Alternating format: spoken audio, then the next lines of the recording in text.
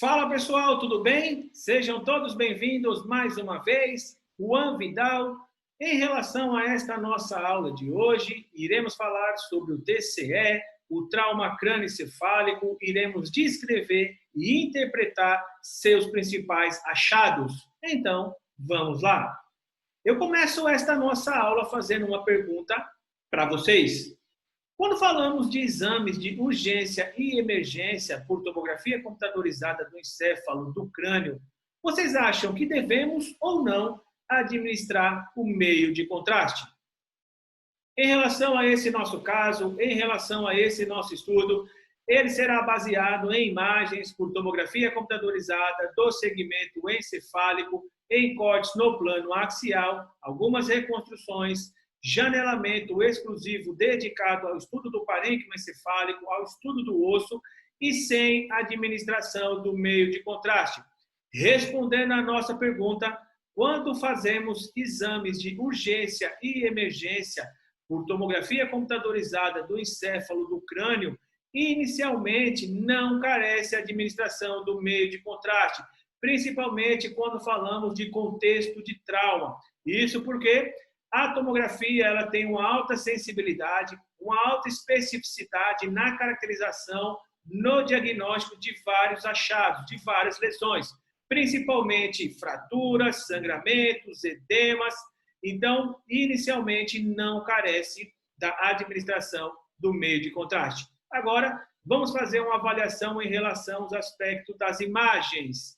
Fazendo aquele velho exercício, né? Subindo e descendo as imagens, sistematizando a nossa visão, sistematizando o nosso exame, já observando essas duas imagens, conseguimos observar já algumas alterações.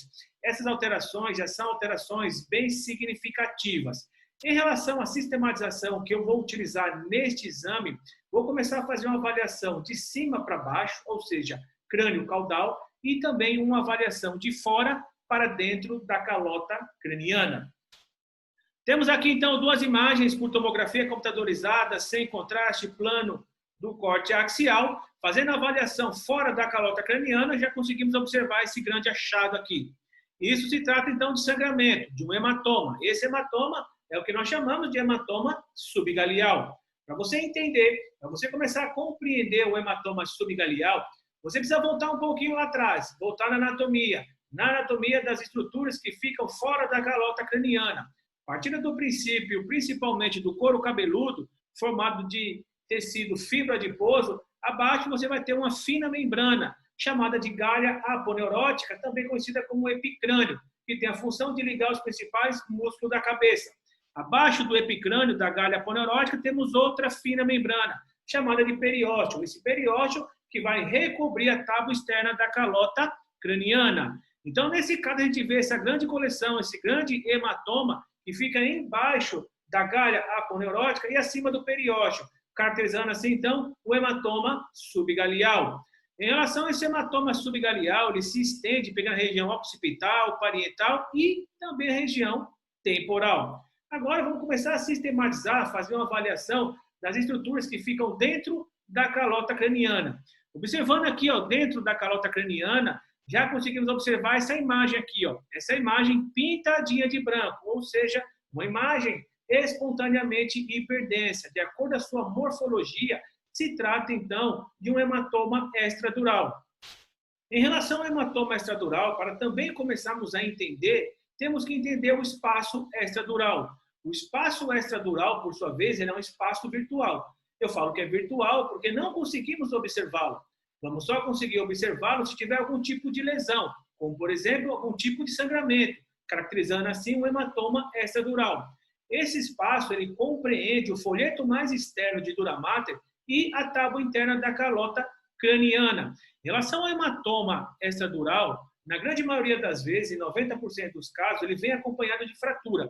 Essa fratura é uma fratura linear que pega a região temporal ou a região temporoparietal. Em relação ao hematoma extradural, também, ele tem alguns sinais muito importantes para não cair num diagnóstico diferencial, principalmente o hematoma subdural. O hematoma extradural, ele forma essa lente biconvexa, ou seja, uma convexidade lateral e uma convexidade medial. E também ele respeita às suturas, ou seja, ele não passa das suturas. Se você tiver um hematoma aqui, ó, extradural, na região temporal, ele não vai passar da sutura coronal mais acima e também não vai passar da sutura lambdoidea mais abaixo. Então, nesse caso, você pode observar esse abaulamento, pode observar na região temporal e pode observar também essa lente biconvexa, que se trata do hematoma extradural. Temos aqui também algumas fraturas. E em relação ao hematoma extradural, este sangramento, na grande maioria das vezes, é um sangramento arterial. E esse sangramento arterial ocorre de acordo com a laceração da artéria meninge média. A artéria meninge média, por sua vez, é uma ramificação da artéria maxilar. E a artéria maxilar é uma ramificação da artéria carótida externa. Então, é muito importante você entender a morfologia e a fisiologia da lesão para você não cair no diagnóstico diferencial. É muito, muito importante. Por se tratar de um sangramento arterial, ele acaba exercendo uma pressão em cima do parênquima encefálico. Nesse caso, você observa que esse hematoma extradural está exercendo uma pressão em cima do parênquima encefálico, ou seja, aumentando a PIC, a pressão interna intracraniana.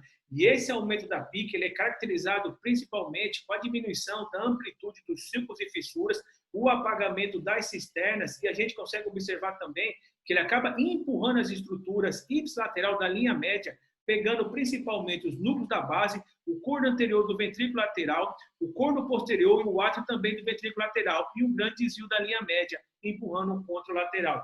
Então, nesse caso aqui, fazendo uma breve avaliação, nesse hematoma extradural, você vê essa imagem espontaneamente hiperdensa, ou seja, um sangramento agudo. Esse sangramento agudo ele varia em relação ao seu tempo de 12 a 48 horas, em relação à sua composição e a desoxohemoglobina. Por ser um sangramento arterial, ele tem uma pressão muito grande e acaba exercendo essa pressão em cima do parênquima encefálico, ocasionando o aumento da PIC, da pressão interna intracraniana. E esse aumento da PIC ele é caracterizado principalmente com a diminuição da amplitude dos sulcos e fissuras, apagamento das cisternas e também empurrando a linha média contralateral e pressionando as estruturas ipsilateral, principalmente os núcleos da base, os corno anterior do ventrículo lateral direito, o átrio e o corno posterior do ventrículo lateral direito também. Então, esses seriam os achados principais que conseguimos observar em relação às estruturas da calota craniana que ficam intracranial.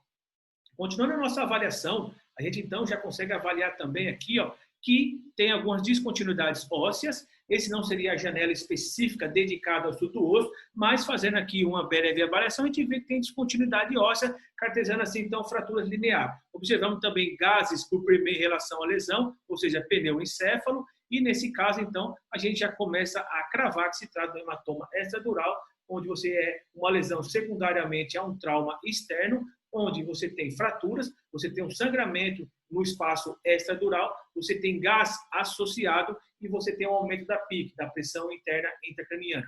Continuando a nossa avaliação em relação a esse TCE, a gente vamos avaliar agora a região das órbitas, né? Fazendo aquele velho exercício da região das órbitas, ó, olhando o lado direito com o lado esquerdo, a gente já consegue observar também essa grande coleção, esse grande hematoma, ou seja, essa imagem espontaneamente hiperdensa que condiz a sangue, um grande hematoma. Esse hematoma, ele é de aspecto aqui, ó, superolateral da órbita. Observe, ó, que ele é de aspecto superolateral da órbita. O interessante é que aparentemente ele é também extraconal, beleza? Ele aparentemente é extraconal e ele está intimamente em contato com o músculo reto superior da órbita. Então, se você comparar, você vai ver que tem uma lesão aqui na região da órbita, nos aspectos superolateral, ele também está parecendo extraconal, e você vê que ele também tem intimamente em contato, se você fizer uma avaliação minuciosa, em contato com o músculo reto superior da região da órbita. Então, esse aqui seria uma avaliação que a gente pode observar por tomografia computadorizada, plano axial. Vamos fazer uma avaliação agora em relação às reconstruções em 3D para observar as fraturas com um maior detalhe, né? Então, nesse caso, a gente consegue observar essas fraturas, as fraturas lineares, na região temporal, parietal, então você vê várias fraturas lineares nessa região. Então, as reconstruções em 3D são fundamentais também, principalmente na avaliação da calota craniana, da abóboda craniana, do calvário craniano, como queira chamar. Nesse caso, a gente caracterizou perfeitamente as lesões. Então, em relação à aula de hoje, foi uma aula bem bacana, foi mais para mostrar para vocês aí o TCE, alguns achados, descrevemos os achados aí, interpretamos esses achados. Foi bem bacana mesmo. Muito obrigado. Até a próxima aula. Tamo junto, é nóis, meus queridos.